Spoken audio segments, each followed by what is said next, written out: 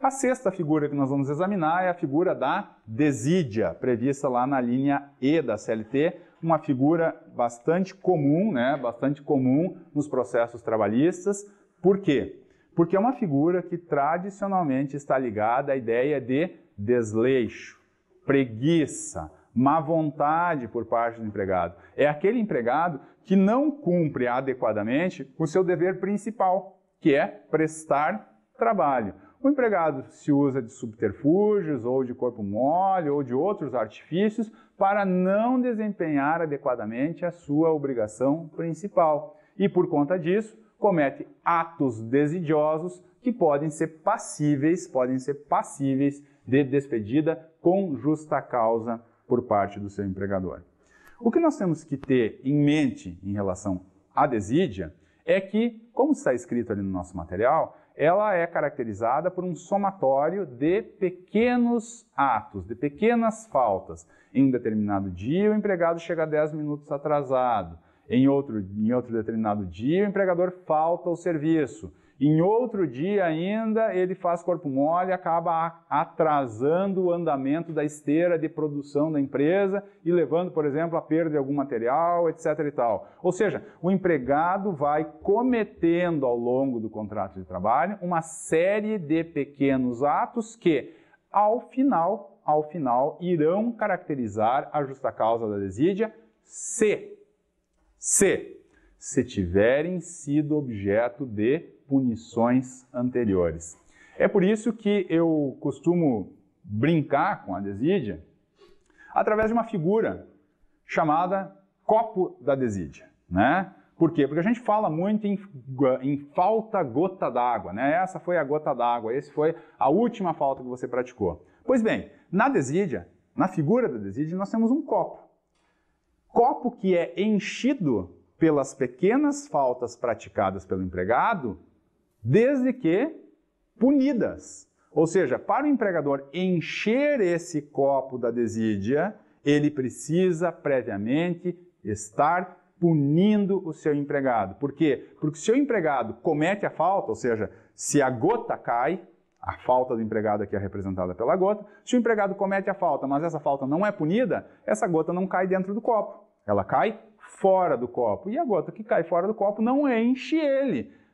E eu só consigo despedir um empregado por desídia quando o copo estiver cheio, né? Quando o copo estiver cheio, quando a última gota fazer com que ele transborde. Portanto, a desídia tem essa característica, uma justa causa de caráter continuado, que demanda, tais como outras justas causas de caráter continuado, demanda o exercício do poder disciplinar prévio por parte do empregador. O empregador tem que advertir, né? O empregador tem que suspender, para depois aplicar a desídia. Via de regra, nós dizemos o seguinte na doutrina trabalhista acerca do poder disciplinar do empregador: não existe uma necessidade de instâncias preliminares de punição, ou seja, para que o empregado seja despedido com justa causa, via de regra, eu não preciso passar por advertências prévias, por suspensões prévias, para só então chegar na despedida com justa causa. Mas essa é a regra. Por quê? Porque as exceções estão justamente nas justas causas de caráter continuado.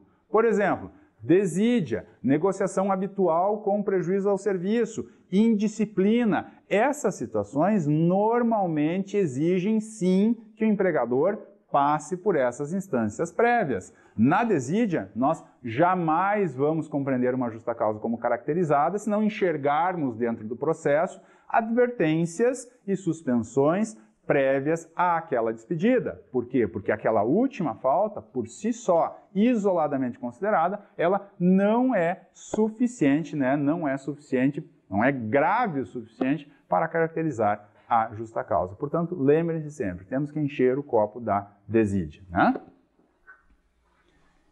Embriaguez. Próxima à linha do artigo 482 da CLT. A embriaguez é um tipo um pouco complicado de nós aplicarmos nos dias habituais. Por quê?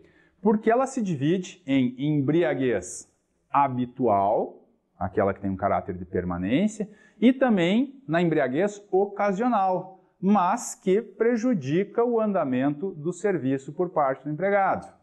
Em relação a essas duas situações, a embriaguez habitual, aquela com caráter de permanência, ela foi elevada, né, à categoria de doença. O alcoolismo há muito tempo foi considerada pela OMS, Organização Mundial de Saúde, uma doença. Logo, a lógica que nós empregamos nos tribunais é que empregados doentes não devem ser, por conta da boa-fé contratual, despedidos, mas sim encaminhados para tratamento. Logo, essa linha que fala da embriaguez, quando ela toca na ideia de embriaguez habitual, ela deve ser considerada uma letra morta da lei. Nós não devemos dar aso, nós não devemos dar validade a esse tipo de situação. Por quê? Porque hoje em dia ninguém mais reconhece a embriaguez habitual como uma hipótese de justa causa. Bom, primeira modalidade de embriaguez resolvida. Segunda modalidade de embriaguez é aquela situação em que o empregado não é alcoólatra. Ele não sofre da doença do alcoolismo, mas ele foi numa festa na noite anterior e exagerou. Na manhã seguinte se apresentou ao trabalho com sinais evidentes de embriaguez e se nesse trabalho, por exemplo, ele tem que manejar uma máquina de alta precisão, a possibilidade de acontecer um acidente ou de erros torna-se gigantesca. Essa embriaguez ocasional, em tese, pode ainda ser motivação para a extinção do contrato de trabalho. Entretanto, nenhum empregador se arrisca a fazer isso. É por isso que nós não enxergamos essa situação. Por que os empregadores não se arriscam a fazer isso? Porque é muito fácil transformar uma embriaguez ocasional em embriaguez habitual, ou seja, aquele empregado vai apresentar uma linha de defesa em reclamatória trabalhista dizendo que ele estava bêbado, embriagado naquele dia e que ele faz isso de forma contumaz. Se o empregado alega essa situação e comprova com 1 ou 2 atestados médicos, nós saímos da primeira figura, ou melhor, saímos dessa segunda figura, que é a embriaguez esporádica em serviço, e caímos na primeira. É difícil ou é fácil processualmente dar esse passo? É fácil, muito fácil. Por isso as empresas não se arriscam a proceder na despedida com justa causa nessa situação. O que fazem as empresas diante desse fato concreto que eu mencionei para vocês? As empresas mandam o empregado para casa, né? Você não pode operar a máquina, vai para casa, vai descansar, eu lhe dou a falta aqui durante as horas que você não compareceu ao serviço, mas eu não vou me arriscar a te punir por conta de embriaguez, porque elas podem estar entrando nesse beco sem saída, não é verdade? Pune por embriaguez, pune por embriaguez, pune por embriaguez, o cara é alcoólatra. Logo, cai na primeira hipótese. Portanto, essa situação, embora assim, de uma forma um pouco cerebrina, né, possa ser subdividida nessas duas figuras, a grande verdade é que nós não enxergamos isso na prática. Nenhum empregador se arrisca a fazer isso hoje em dia. Violação de segredo da empresa, artigo 482, a linha G da CLT.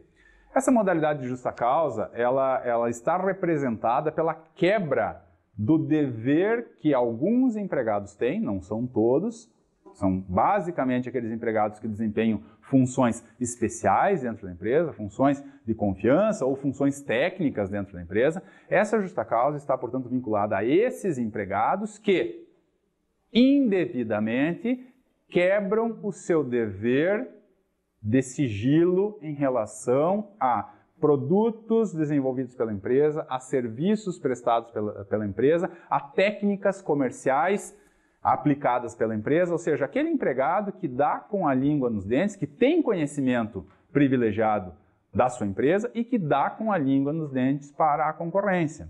Vejam que essas hipóteses, elas não são, digamos assim, limitadas àquelas ideias de espionagem industrial. Não é só espionagem industrial, a venda de uma planta, de uma determinada máquina, um determinado equipamento que estava sendo vendido, que estava sendo desenvolvido para a empresa, a venda disso para a concorrência. Não. Outras situações também podem justificar a tipificação da violação de segredo. Por exemplo, A empresa vai desenvolver uma grande campanha comercial que vai iniciar na segunda que vem. Olha, nós vamos baixar o preço de determinados produtos, líderes de vendas no mercado, e vamos fazer com que a concorrência sofra por conta disso. Fizemos uma grande compra, temos uma boa margem, enfim, trabalhamos com essa ideia para a semana que vem.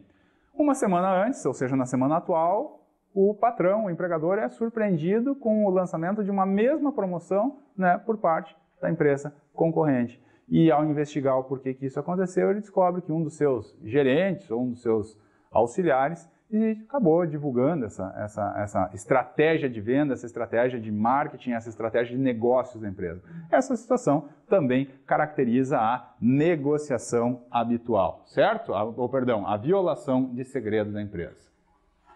Insubordinação e indisciplina são duas figuras diferentes previstas em uma mesma linha, a linha H do artigo 482 da CLT. Como é que nós a diferenciamos? Como é que nós diferenciamos essas duas figuras? Basicamente pela seguinte ideia: a indisciplina é representada pelo descumprimento de ordens gerais da empresa, ordens dadas em abstrato e de forma genérica a todos os empregados, como por exemplo, o descumprimento de regulamento empresarial, né? O descumprimento de normas gerais de um determinado setor. Ou seja, naquele setor os empregados têm que começar a trabalhar às 8 da manhã e aquele empregado chega sempre, contumazmente, às 8h10. Além de desidioso, ele também é indisciplinado. Agora, a indisciplina se diferencia da insubordinação, porque a insubordinação vai representar o descumprimento de uma ordem direta dada a esse empregado pelo seu superior hierárquico. Nesse mesmo exemplo, imaginemos a seguinte situação: o empregado se atrasa, né, esses 10 minutos e é cobrado por conta disso, pelo seu superior hierárquico. Ao ser cobrado dessa situação, o empregado rebate dizendo: você não manda em mim, você é um idiota, você, enfim, não presta, ou seja, xinga o seu superior hierárquico. Ele está agindo de uma maneira insubordinada. Também está cometendo condutas lesivas, ou seja, vejam que nós temos uma possibilidade de aplicação de mais de um dispositivo, muitas vezes de mais de um dispositivo legal, a determinado caso prático. Mas a regra geral, e bem fácil de se compreender em relação a esses dois tipos de justa causa, é que, enquanto a indisciplina relaciona-se ao descumprimento de regras gerais, a insubordinação relaciona-se ao descumprimento de normas, ou melhor, de comandos diretos dados pelo empregador ou pelo seu superior hierárquico.